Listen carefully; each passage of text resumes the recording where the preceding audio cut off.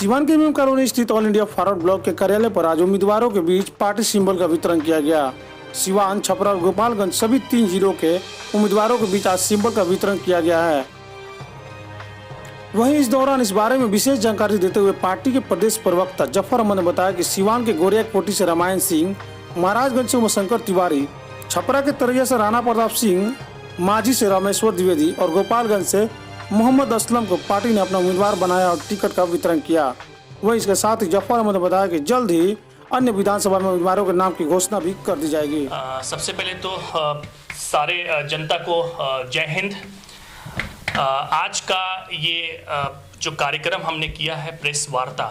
इस कार्यक्रम का उद्देश्य ये है कि सीवान जिला, छपरा जिला और गोपालगंज जिला, यहाँ हम लोगों ने आज सिंबल बांटा है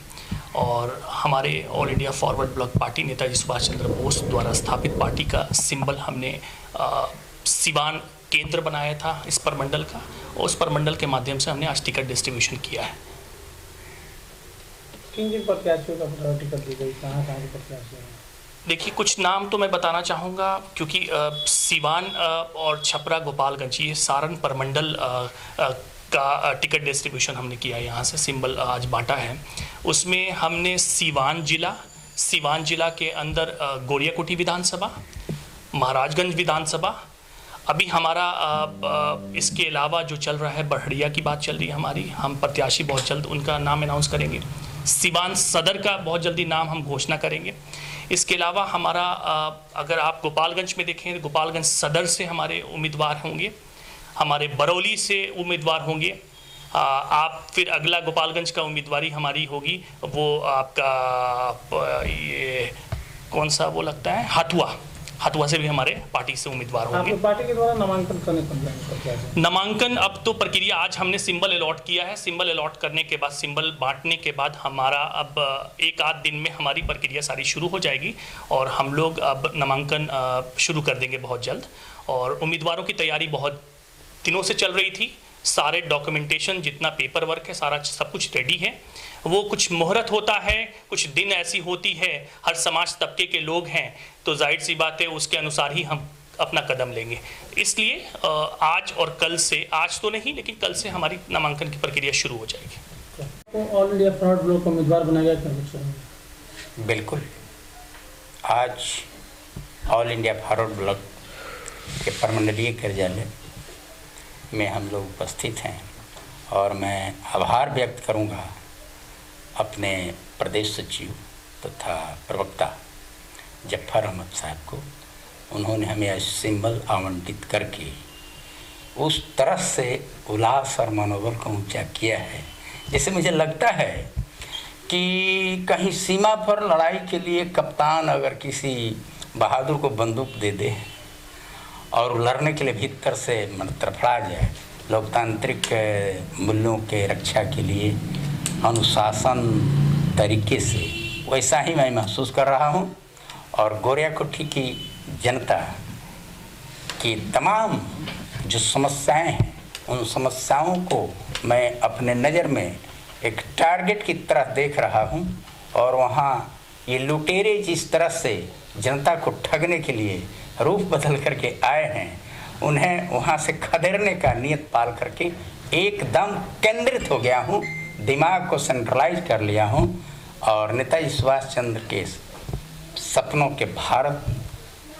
के निमित्त अपने आप को समर्पित कर दिया हूँ। आज मैं अपने आप को बहुत प्रसन्न महसूस कर रहा हूँ और अपने समाज के सारे लोग, हमारे साथ छपरा के भी साथी आए हुए हैं,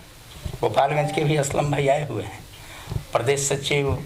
सह प्रवक्ता जफर भाई के साथ हम लोग बैठे हुए हैं और ईमानदारी पूर्वक प्रेस के सामने मैं बयान कर रहा हूं कि निश्चित रूप से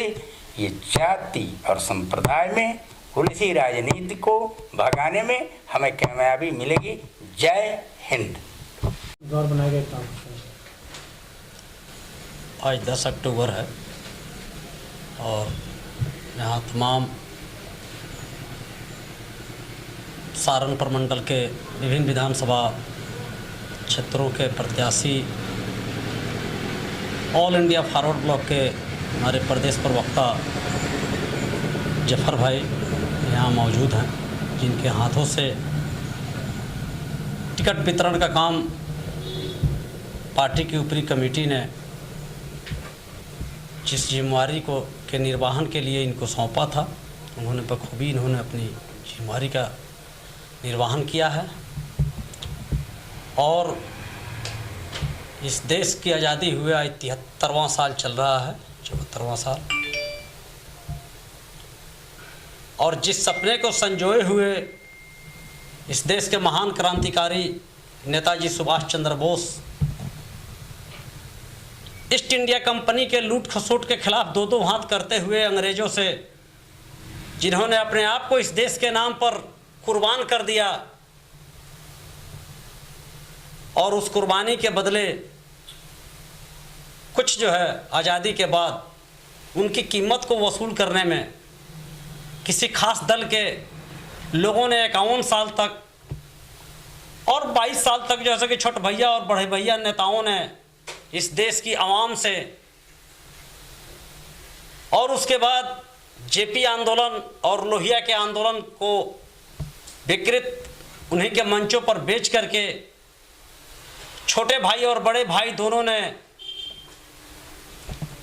जैसे आज आरजेडी के नेता उभर करके आए हुए हैं नए नवेले तेजस्वी जी, उनके चचा और उनके पापा दोनों ने 30 साल तक 15-15 साल बांट करके इस बिहार की जनता को जिस तरह से ठगने का काम किया है, हमको लगता है कि इस बार की बिहार विधानसभा के चुनाव में नेताजी सुभाष चंद्र बोस के सपने को साकार करते हुए, उनके बताए हुए क्रांतिकारी मार्गदर्शन पर चलते हुए इस बार की जनता इन दोनों ठग बंधनों को जवाब देगी, और निश्चित रूप से इन दोनों ठग बंधनों का पराजय तय है।